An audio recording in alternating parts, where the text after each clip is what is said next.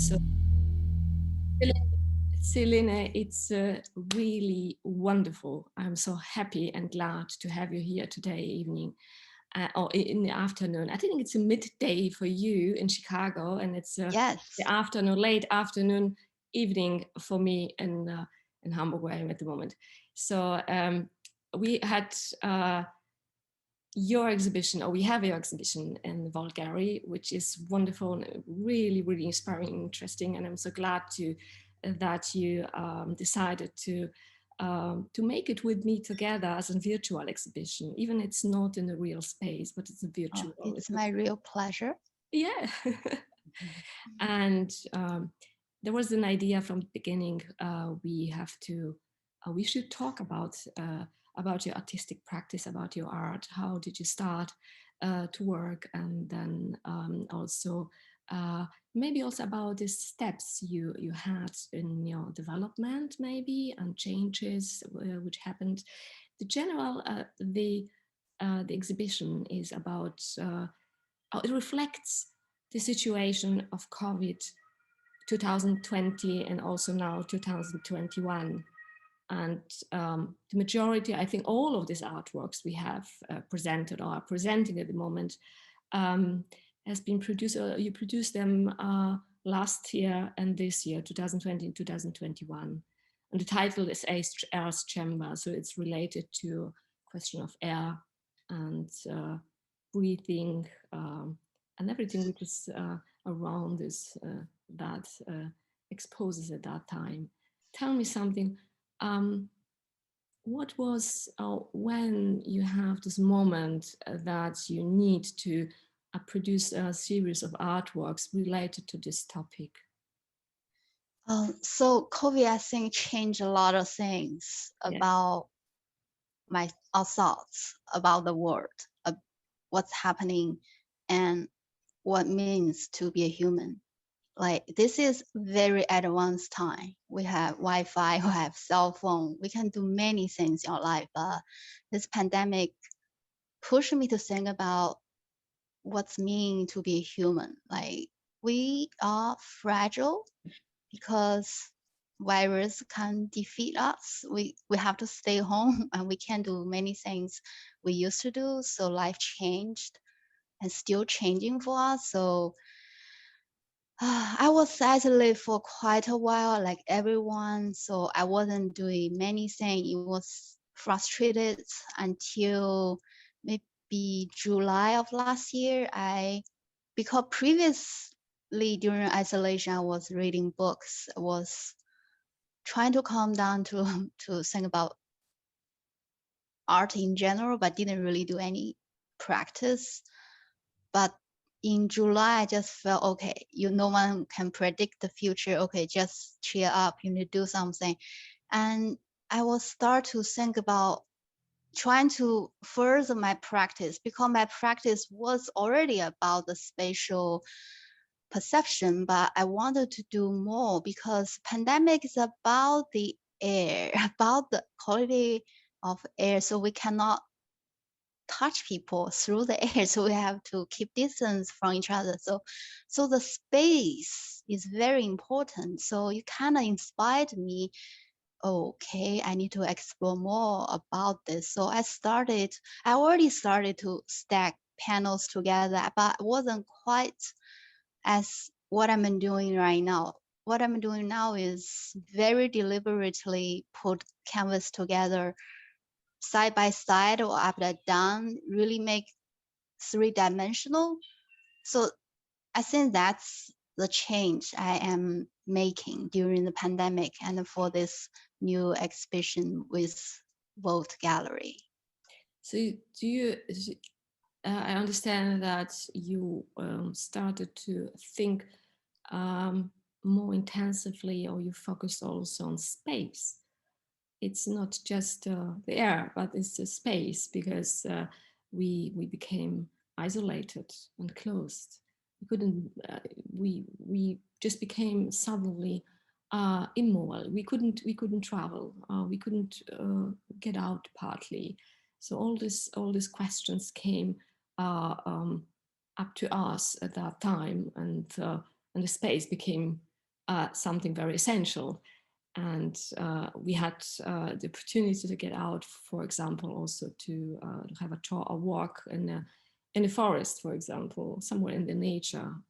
And but you discovered the space in another way in your art. So I see when I look at these artworks and I compare them with to your artworks in the past, they became more, I would say, lesser geometric, more figurative, and then there are spaces, words, surrealistic words. Could you maybe explain these surrealistic words in these artworks? Yes. So abstract work was what I had been doing. However, I was thinking about, okay, maybe we should add more social contact to it to make this work more relevant to our time. Yes.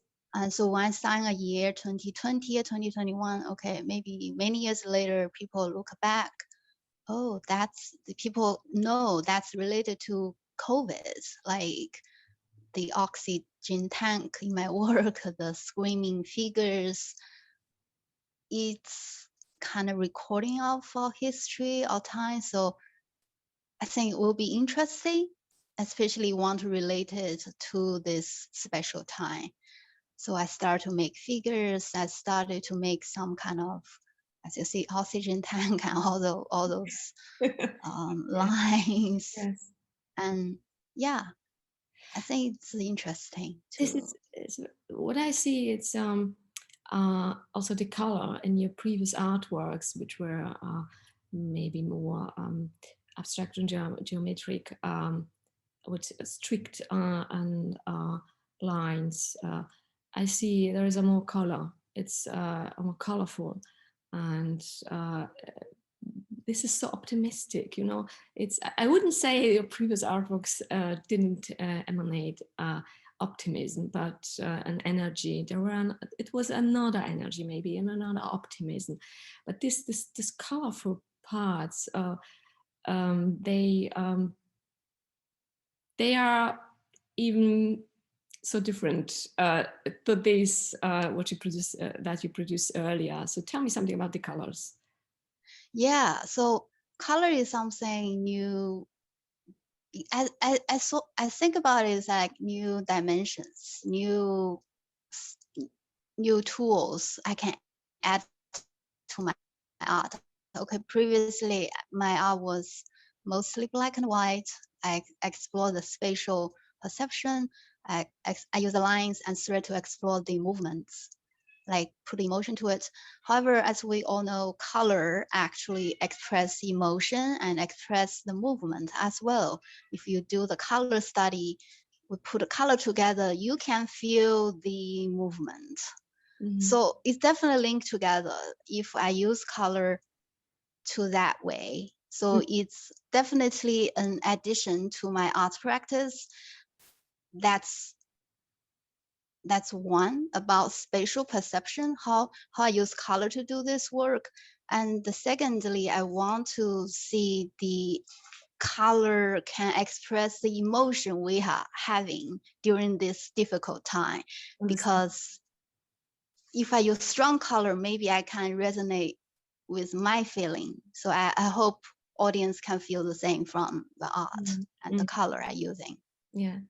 So you have one of these artworks behind you, and maybe can you explore that one for us, or explain this and give some more information about this story you see? I can't see in this. I say this is some kind of an installation because there are 4 parts which are put together. So I call them for myself, and also in the exhibition they are called installations. So could you maybe tell me? I see there behind you there are these oxygen boxes, and there is a strange figure which I think I didn't recognize or define it until now. Looks like a devil with which is breathing the air away, or so taking out the air, and then above there is some kind of an elephant and an eye, and So there's the violet color and green color and red color. So yeah. So what is the meaning behind this? Yeah, the artwork, I create this work and then later I named a ligament. So definitely I was thinking about body. So when I think about patient who got the COVID, I was thinking, okay, they must suffer a lot. The lung must suffer a lot from this virus. So I was thinking, okay, they must need oxygen tank. The lung must not the normal shape. It must has a lot of things inside. So I want to depict that kind of pain, that kind of screaming, that kind of suffering if they have. That's one. Also for those who have to isolate themselves at home. So I also feel they must be depressed. So I want to depict this bodily feeling to this work. Yeah. So I use this oxygen tank. I also punch the holes because I feel, okay, if people are angry, I feel hopeless, maybe want to do some movements to something, want to destroy something. So I use cutting a lot. I already using cutting, but I really did a lot of cutting to my work. So this work is very, as you said, transparent. Transparent. You have layers. Yes. The transparency. This is a good word. I think it's there is a lot of transparency in the spaces that so they became spacious and three-dimensional. So and even transparent. Yeah. So especially if you see right now, you can see the lighting goes through the work and they can cast shadow.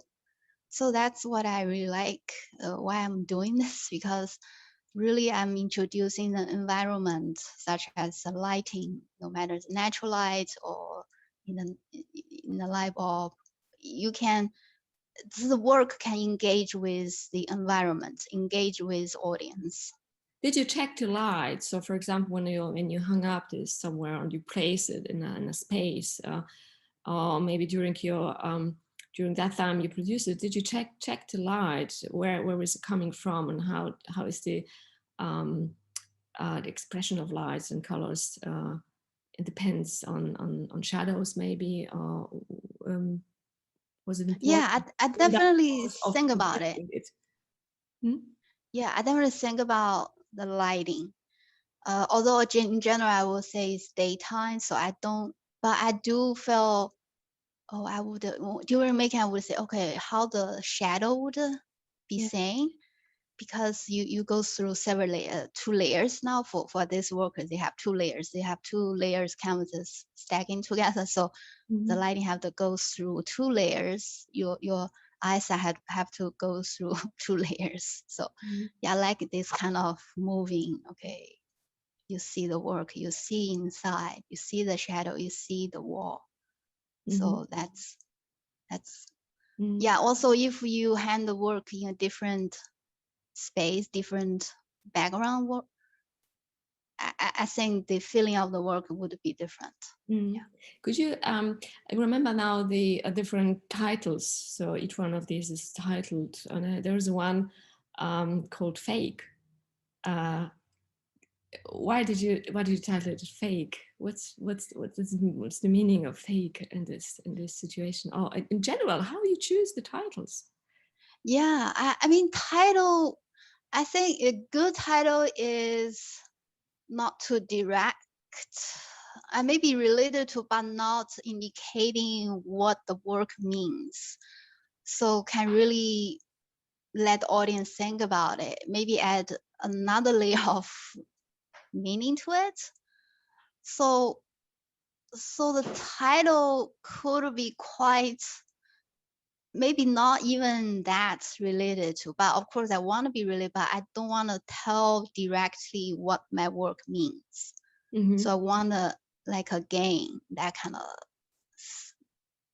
feeling. I want that. So when I choose fake, It could be read many ways, but maybe, okay, during the pandemic, we have a lot of guesses, we have a lot of doubts, so we don't know what's going on. So, but in general, we don't know what's going on. So I just feel, okay, fake could be mean that kind of feeling, Okay. doubt, having doubt. Yeah. Understand. Yeah. Let's talk about the music, Zelene. There is a project with Andrew NOGAL, who is a friend of you. And Yes. I remember we started to talk about this exhibition, and I asked you, I see, and I remember you also told me earlier about your relationship to music, and I said let's try to make a performance or to involve music in this exhibition, and you said I have a friend, or me and my husband, we have a friend, Daniel, Andrew, who is a OBOIST, and he maybe will be happy or would like to contribute to the exhibition with his music. And to be honest, I just didn't know what you mean exactly. How should it work? What I have to imagine? And you said it will be just spontaneous performance and a dialogical performance between the music and your installations. And then I have seen this the result, and Andrew NOGAL happily he agreed to accompany you and to be part of this exhibition and this experiment also, and this event. And then I have seen what he's done, and just he started spontaneously to make music, and then to play music. So it was like when I've seen this video, it was like a story, just describing what he's looking at or what he sees and perceives when or maybe also his feelings when he looks at your artwork. So what's your experience with this? What was the experience in the past, maybe? And maybe you could tell me something or tell us a bit more about this experience with this event with Andrew NOGAL. Yeah, it was surprisingly wonderful experience. I mean, so I already knew Andrew is a wonderful OBOIST, and I heard him performing for composed work before, and also heard him spontaneous perform pieces he by himself and recorded, posting Facebook. I really loved it. But I didn't really know what would happen because it's spontaneous performance. And we told Andrew, okay, I'm not going to tell you anything about my work. You just come and perform 2 pieces. Yes. When you see the work, you perform. Okay. He was confident because he got the training and he know the improvisation is important for a musician too, that spontaneous can actually push something out you didn't expect, but could be very good. So I think he accepted this challenge and came to the show and performed. So for this one, he performed, I think, as a musician and as a visual artist, they all have similarity in a way, although the tools we're using are different. So when he performed and when he talked about it, I feel the sympathy. I truly understand what he's doing. So he felt this one is like a long lines moving, and he also during the performance he wanted to he actually know there are 2 layers and the layers hidden under, so he want to perform reveal the second layer. And he also he was thinking about how to perform the music and look like a lot of polka dots. So he's amazing. I mean, he can see a lot of things. So he performed and following his eyes.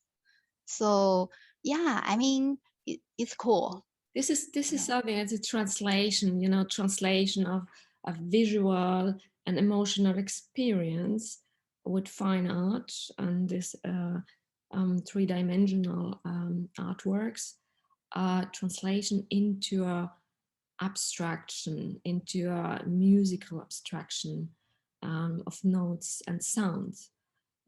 It's not notes because he did it spontaneously, so into sound. And that is, I think, something absolutely fascinating for me, how you can translate one media and another media, so which this through your perception. Yeah, and another, I think, I'm not sure audible, at least for me, I think my artwork kind of similarity because I use a lot of bodily language, gesture in my work, like those lines are cutting. So a lot of bodily movements are left in the cutted canvas. So Yes. I think Andrew did mention he felt the bodily connection, like because his music instrument is his extension of his body, his lung.